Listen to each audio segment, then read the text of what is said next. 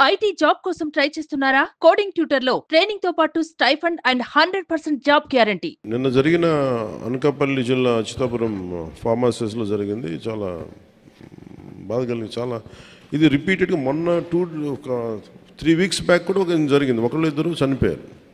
నేను ఎప్పటికప్పుడు అడుగుతూ ఉన్నాను, ఇది పొల్యూషన్ కంట్రోల్ బోర్డు కింద రాదు. అంటే ఎన్ని ప్రమాదాలు మీ అందరికీ తెలిసిందే. పొల్యూషన్ అంటే పొల్యూషన్ ఎమిషన్స్ ఉన్నాయా లేదా చెక్ చేయడమే తప్ప, ప్రమాణాలు చెక్ చేయడం తప్ప, ఈ సేఫ్టీ నామ్స్ కానీ ఇవన్నీ ఈ మనకి director of factories, labour, fire department, అలాగే కేంద్ర ప్రభుత్వ ఆధ్వర్యంలో ఉండే petrol and explosive safety organisation పర్యవేక్షిస్తాయి. ప్రత్యేకించి ఈ Escientia advance science private limited ఇది నేను మాట్లాడితే నేను వాళ్ళకి తెలియజేసింది ఏంటంటే, ఇద్దరు ఓనర్స్ ఉన్నారు, ఒకళ్ళు హైదరాబాద్లో ఉన్నారు, అండ్ ఇప్పుడున్న అతనికి మాకు సంబంధం లేదని చెప్పి ఒక కమ్యూనికేషన్ గ్యాప్ వాళ్ళిద్దరి మధ్య గొడవ ఉంది. దానివల్ల ఆ సేఫ్టీ నార్మ్స్ తీసుకోవడానికి బాధ్యత లేని నాయకులు అంటే లీడర్షిప్ ఉండటం వల్ల, ఓనర్షిప్ ఉండటం వల్ల వాళ్ళందరూ ఇలాగ చేశారు. అందుకని ఈ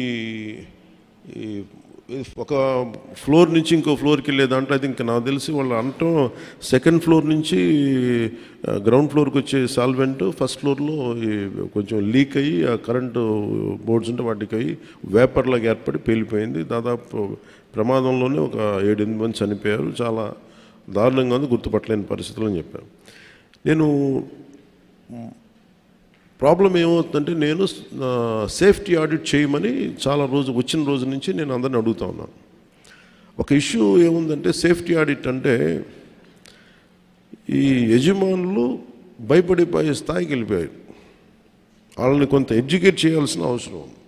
ఇప్పుడు ఎనీ టైం సేఫ్టీ ఆడిట్ అనగానే మా పరిశ్రమలను మూసేస్తారా, లేదంటే ఏం జరుగుతాయి, ఎలాంటి రిపోర్ట్స్ ఉంటాయంటే, there are lot of gaps in safety ఇష్యూస్లో చాలా గ్యాప్స్ ఉన్నాయి. సో అందుకని నేనేం చెప్పానంటే, ఇండిపెండెంట్గా పిలవండి. నేను ఆల్రెడీ ఒక రౌండ్ ఆఫ్ మీటింగ్స్ నేను పారిశ్రామికవేత్తలతో చేశాను, ఎస్పెషల్లీ వైజాగ్ ఏరియాలో.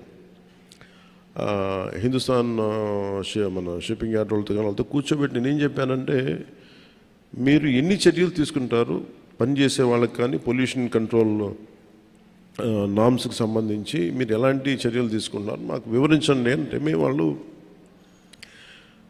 గతంలో కంటే ఇప్పుడు బాగా చేస్తూ ఉంటాను, కానీ they are not to the satisfactory level.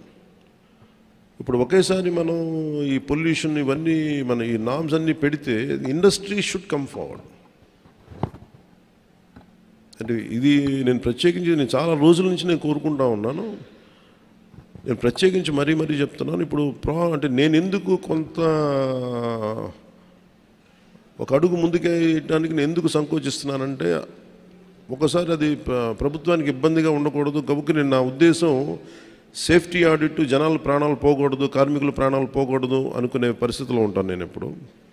అలాంటిది మళ్ళీ ఇలాంటి సేఫ్టీ ఆడిట్ చేస్తే ఉన్న పరిశ్రమలు వెళ్ళిపోతాయి అని చెప్పి ఒక వదంతి ఉంది. అది కొంచెం మాట్లాడతారు నాతోటి, మీరు ఇలా చేస్తే పరిశ్రమలు వెళ్ళిపోతాయి, పరిశ్రమలకి అనుకూలమైన వాతావరణం ఉండదు అంటే.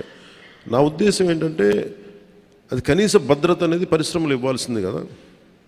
నేను పరిశ్రమల్లో ఇంక్లూడింగ్ ఆక్వా వాళ్ళకు కూడా చెప్పాను.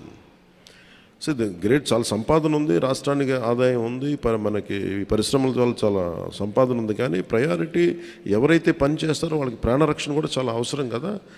ఆ నామ్స్ ఏంటి ఒకసారి మాట్లాడదామని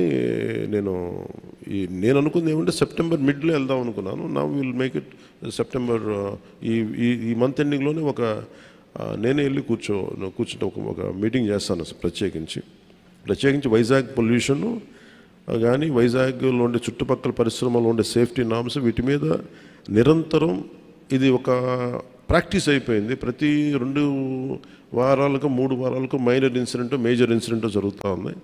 వీటికి ఇంకా అది మినిమైజ్ చేయాలి, అసలు కంప్లీట్గా ఎలిమినేట్ చేసే పరిస్థితికి రావాలంటే ఏం చేయాలని ఒక కలెక్టివ్ అక్కడ ఉన్న పారిశ్రామికవేత్తల ద్వారా, ముఖ్యంగా కెమికల్ ఇండస్ట్రీస్ లేదంటే ఫార్మాస్యూటికల్స్ వాళ్ళతోటి కూర్చోవాలి. అలాగే ఫార్మాస్యూటికల్ ఇండస్ట్రీస్ కూడా ఎఫ్లూయెన్స్ 2 కిలోమీటర్ల లోపలికి వదిలేస్తూ ఉంటున్నారు, కానీ దానిలో కూడా చాలా ఇబ్బందులు ఉన్నాయనేది చెప్తా ఉన్నారు. వీటి మీద ఒక క్లీన్ సేఫ్టీ మన పొల్యూషన్ ఆడిట్ అయితే జరగాలి. అది we will take it forward. ఎందుకంటే ఇది చాలా బాధ కలిగిస్తుంది. ప్రతిసారి చనిపోవటం, సంతాపం ప్రకటించడం, లేదంటే ఎక్స్గ్రేషియా ఇవ్వటం, ఇది ఒక ప్రాణాలకి ఒక విలువ లేకుండా అంటే ఇస్తున్నాం, కానీ అది లోపల చాలా చాలా కలిచేసేది, బాధేస్తుంది.